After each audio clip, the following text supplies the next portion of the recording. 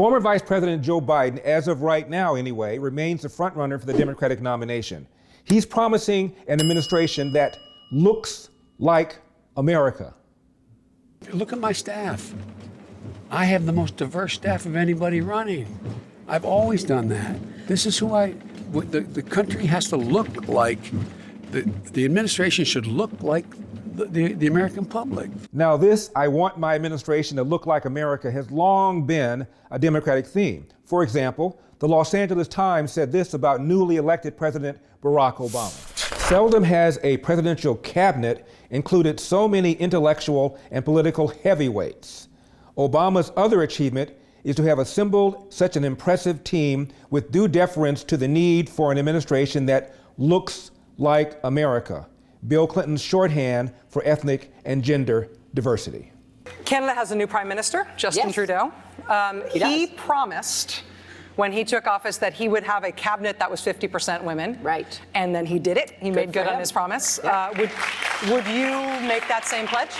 Well, I am going to have a cabinet that looks like America, and 50% of America is women, right? So that's a yes? Our diversity is our strength. Diversity is our strength. Our diversity is our strength. I always say the diversity is our strength. And I say to the caucus, our diversity is our strength. And the fact is that our diversity is our strength. And candidate Cory Booker expressed horror at the prospect of a Democratic debate that is all white with, quote, no diversity whatsoever. We started with one of the most diverse fields in our history, giving people pride.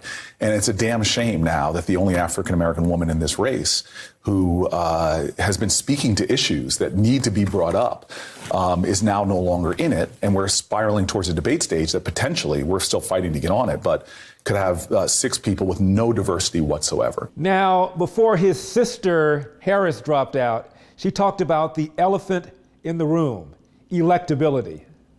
I have also started to perhaps be more candid, talking about what I describe and what I believe to be the elephant in the room about my campaign. What is that?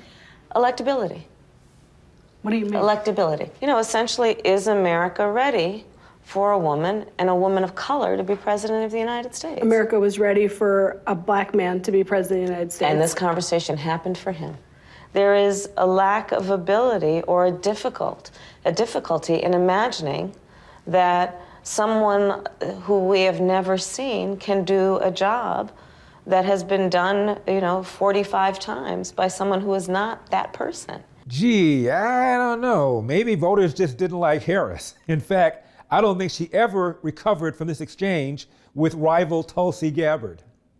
I want to bring the conversation back to the broken criminal justice system that is disproportionately negatively impacting black and brown people all across this country today. Now, Senator Harris says she's proud of her record as a prosecutor and that she'll be a prosecutor president, but I'm deeply concerned about this record. There are too many examples to cite, but she put over 1,500 people in jail for marijuana violations and then laughed about it when she was asked if she ever smoked marijuana. She blocked evidence. She blocked evidence that would have freed an innocent man from death row until the courts forced her to do so. She kept people in prison beyond their sentences to use them as cheap labor for the state of California. And she fought to keep cash bail system in place that impacts poor people in the worst kind of way. Thank you, Congresswoman. Senator Harris, your response. As the elected Attorney General of California, I did the work of significantly reforming the criminal justice system of a state of 40 million people, which became a national model for the work that needs to be done. And I am proud of that work. And I am proud of making a decision to not just give fancy speeches or be in a legislative body and give speeches on the floor, but actually doing the work of being in the position to use the power that I had to reform a system that is badly in need of reform. That is why we created initiatives that were about reentering former offenders and getting them counseling. It is why, and because I know that criminal justice system is so broken, that I am an advocate for what we need to do to not only decriminalize, but legalize marijuana in the United States. I want to bring Congresswoman Gabbard back in. Your response, The bottom line is, Senator Harris, when you are in a position to make a difference and an impact in these people's lives, You did not. And we're spiraling towards a debate stage that potentially, we're still fighting to get on it, but could have 6 people with no diversity whatsoever. Imagine the outcry had Donald Trump said something like, I think the NBA is spiraling towards a league with about 75% black players. I kind of thought the issue was, can you play? According to data compiled by Outside the Lines, almost 72% of NBA players are African American. More than 18% are international players, and just under 10% are white Americans, an historic low. And white American players are less visible and arguably less prominent than at any time in the league's 63-year history. Hall of Famer Jerry West averaged 27 points per game over a 14-year career in the 60s and early 70s. He was an all-star in every one of those seasons. Now, West can't name a single white American player he'd pay to see, and can't recall many he drafted during his time running the Lakers and later the Memphis Grizzlies. When I worked for the Lakers, I've got a number of letters saying that I was a racist because we had majority of our players were black. And I'm saying to myself, isn't this about winning? Now keep in mind, it's the Democratic primary voters we're talking about. Democrats, the same Democrats that nominated Barack Obama, but suddenly now they have become racist. We're spiraling towards a debate stage that potentially, we're still fighting to get on it, but could have 6 people with no diversity whatsoever. Now, at the time of Booker's no diversity whatsoever statement, there were 6 candidates that were likely going to make the debate stage. Let's look at them. First, Joe Biden. Joe Biden would become only the 2nd Catholic president after John F. Kennedy was elected almost 60 years ago, were he to be elected. No diversity? Next, Bernie Sanders. Bernie Sanders is Jewish, and if nominated and elected, he would become the first Jewish president. Sanders' father was an immigrant from what is now Poland. His maternal grandparents are from Russia and Poland. Senator Amy Klobuchar of Minnesota. Amy Klobuchar's maternal grandparents immigrated from Switzerland, and her father's grandparents immigrated from Slovenia. Winning the presidency would, of course, make Klobuchar the first female president. But I guess that's not diverse enough. Senator Elizabeth Warren, a former Native American. I am not a tribal citizen.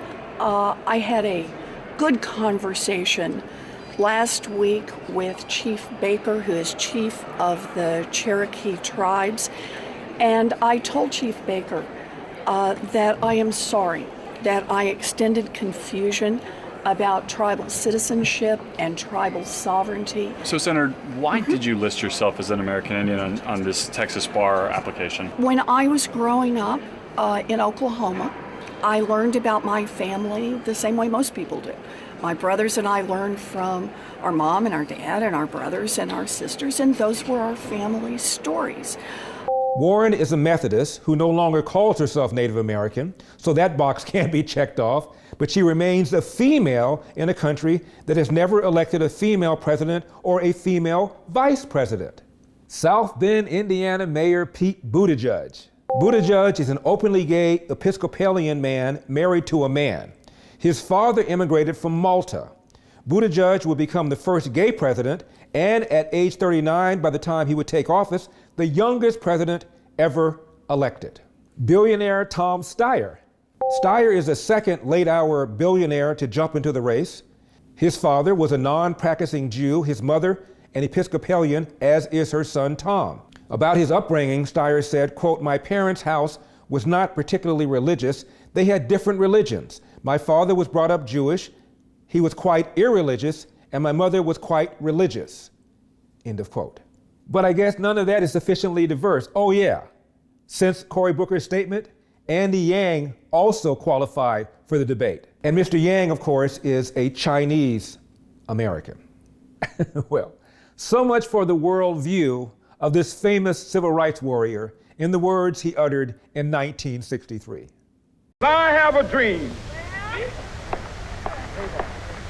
that my 4 little children will one day live in a nation where they will not be judged by the color of their skin, but by the content of their character. I have a dream today.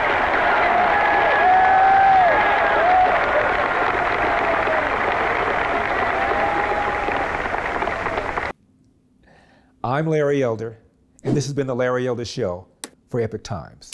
I'll see you next time.